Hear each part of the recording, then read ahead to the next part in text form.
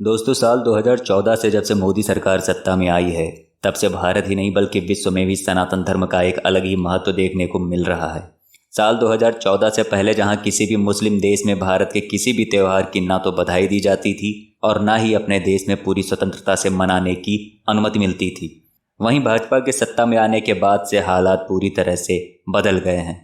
हाल ही में विश्व की सबसे ऊंची बिल्डिंग जो मुस्लिम कंट्री में स्थित है, में हर साल की तरह इस साल भी दिवाली की शुभकामनाएं दी गई हैं।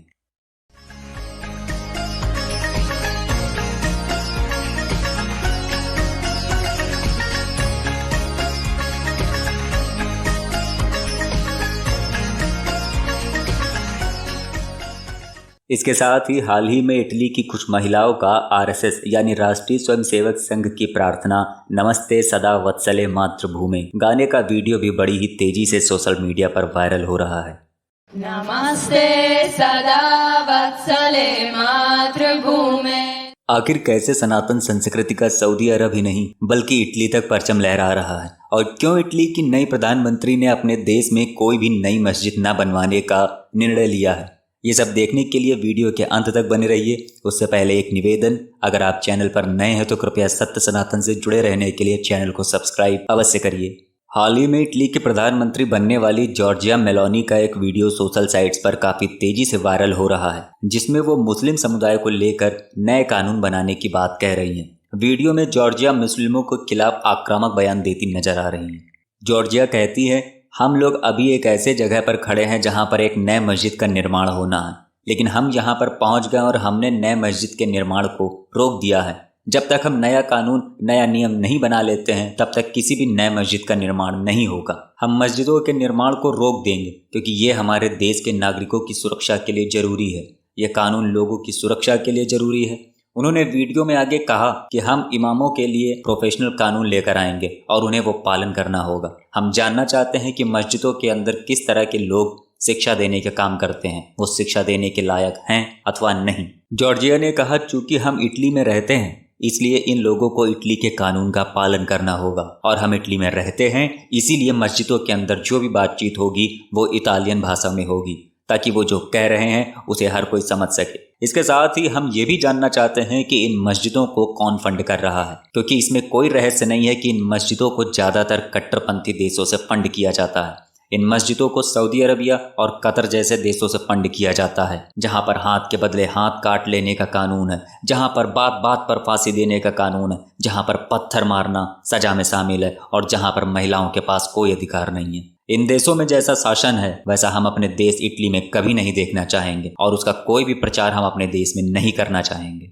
जॉर्जिया यही नहीं रुकी, उन्होंने आगे कहा कि हमने पिछले दिनों इस्लामिक कट्टरपंथी का सामना किया है और हमने देखा है कि किस तरह से एक इस्लामिक कट्टरपंथी ने क्रॉस पहनने वाले एक शख्स का करीब करीब गला काट ही दिया था, और उसने ये काम ऐसे किया मानो वो इटली में क्रॉस पहनने पर पाबंदी लगा रहा हो। इसीलिए हम कह रहे हैं कि हम अपने नागरिकों की सुरक्षा के लिए सख्ततम कानून लाएंगे, और तब तक किसी भी नई मस्जिद को बनने की इजाज़त नहीं दी जाएगी। जब तक हम नए कानून को पास नहीं करवा लेते हैं तब तक कोई भी नई मस्जिद नहीं बनेगी। दरअसल जॉर्जिया के इन बयानों से इस्लाम के कट्टरपंथी पर दबाव पड़ेगा और वो इस तरह की घटना करने से पहले 100 बार सोचेंगे।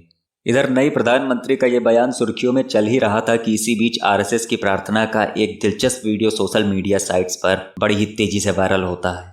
नमस्ते सदा वत्सले मातृभूमे त्वया हिंदू भूमे सुखं वर्धितो महामंगले पुण्यभूमे त्वदर्थे पदत्वेशकायो नमस्ते नमस्ते प्रभो शक्तिमान हिंदू राष्ट्रांगभूता इमे सादरं त्वां नमामो वयम् त्वदीयाय कार्याय बद्धागतीयं शुभामाशिषं देहि तत्पूर्तये।